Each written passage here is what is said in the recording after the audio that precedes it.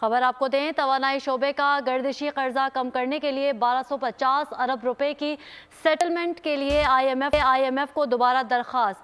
वजारत तवानाई ने वजारत खजाना की मुशावरत से IMF को गर्दिशी कर्जा सेटलमेंट प्लान पर बात के लिए दरख्वास्त की। IMF ने नई मुंतखब हुकूमत बनने के बाद गर्दिशी कर्जे की सेटलमेंट के लिए जवाब देगा। मजीद तफसीलात जान लेते हैं अपने नुमाइंदे उमर हयात खान से। उमर हयात खान, बताइएगा।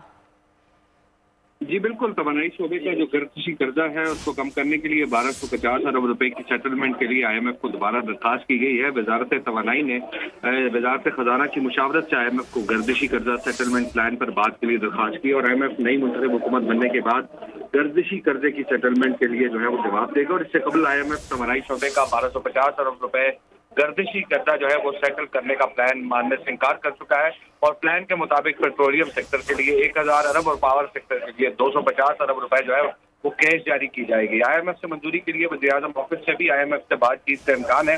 OGDCL को 600 अरब, TPM को 150 अरब और GHPL को 170 अरब रुपए जो है वो जारी होंगे। National power park management company limited को जो है वो 100 अरब रुपए की रकम जारी की जाएगी। जी बहुत शुक्रिया उमर हयात खान आपका। सब्सक्राइब करें और बेल दबाएं ताकि कोई खबर रह न जाए।